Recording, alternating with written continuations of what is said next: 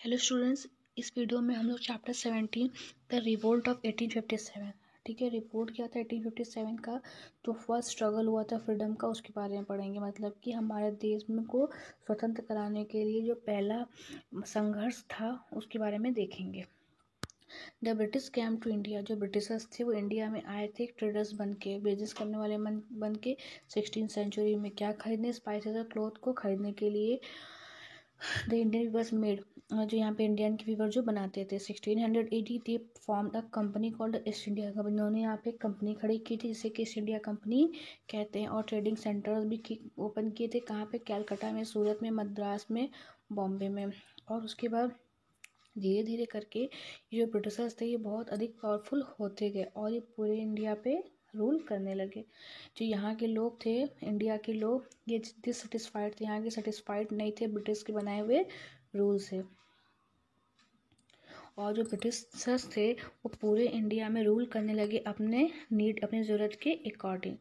ठीक है, ये क्या क्या करते थे इनके बारे में पढ़ते हैं। ये यहाँ से जो सामान है, इंडियंस के सामान बहुत सस्ते प्राइस पे लोगों को, किसानों को मजबूर करके खरीदते थे।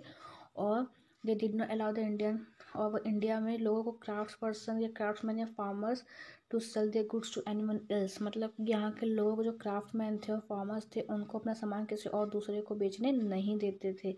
यहाँ के जो फार्मर और क्राफ्टमैन थे वो धीरे धीरे गरीब होने लगे, और जैसे से ये गरीब होते गए और ईस्ट इंडिया कंपनी जो है वो अमीर होती गई। ठीक, all the health of the India is been taken away to Britain. और जो ये जितना भी यहाँ का वेल्थ, सॉरी हेल्थ मैंने बोला, वेल्थ मतलब जितना भी धन दौलत था यहाँ का वो यहाँ से ब्रिटेन ले जाने लगे। और जो ब्रिटिशर्स थे वो इंडिया पे रूल किए थे मोर देन 200 ईयर्स तक। और जो ये डिससेटिस्फैक्शन था, मतलब कि जो लोग मतलब सेटिस्फाइड नहीं थे और जो लोगों का गुस्सा था, उसकी वजह से रिवोल्ट स्टार्ट हुआ था। रिवोल्ट मतलब 1857 में रिवोल्ट का मतलब एक संघर्ष, एक मतलब एक युद्ध तरह से स्टार्ट हुआ था। लोग मतलब एकजुट होके मूवमेंट चलाने लगे थे इनके against. The revolt began when a few soldiers in Meerut refused to obey orders given by the British officers। ये जो रिवोल्ट था कैसे शुरू हुआ था? ये ऐसे शुरू हुआ था कि जब मेरठ के कुछ जो सोल्जर्स, सिपाही थे, उन लोगों ने इनके बनाए हुए रूल को, ऑफिसर्स मतलब ब्रिटिशर्स जो ऑफिसर्स थे, इनके बनाए हुए रूल को मानने से इनकार कर दिया था। ठीक है, यहाँ पे है the British introduce a new rifle called the Enfield. इन्होंने एक नया राइफल बनाया था जिसका नाम रखा गया था इनफील्ड। और उन्होंने र्यूमर मतलब कि एक र्यूमर मतलब झूठी अफवाह फैलाई थी कि दैट द कैटरेज, जिसका कैटरेज होता है गन का, वो किस चीज़ से बना हुआ है? ये काऊ और पिग के फैट से बना हुआ है। This hurt the religious feeling of the both the Hindu and the Muslim. और इस तरह से इन लोगों ने हिंदू और मुस्लिम दोनों की फीलिंग को क्या किया था? काफ़ी हर्ट किया था, क्योंकि हिंदू में तो काऊ की पूजा होती है ना, इसलिए। सो द सोल्जर रिफ्यूज, इसे सोल्जर ने रिफ्यूज़ कर दिया था। और मतलब कि इस गन को चलाने के लिए ऑफिसर्स को, मतलब ऑफिसर्स का मानना था गन को यूज़ करें, इन लोगों ने मना कर दिया था, सोल्जर्स ने नहीं करेंगे। और यहीं से रिवोल्ट स्टार्ट होता है इंडिया के अदर पार्ट में।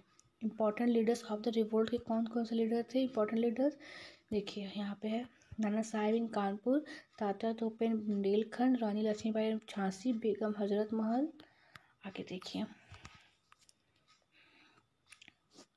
यहाँ पे है बेगम हजरत महल लखनऊ, बहादुर शाह जफर इन दिल्ली।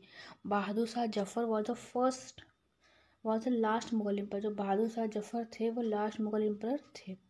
उसके बाद है Rani Lakshmibai was a young queen of Jhansi.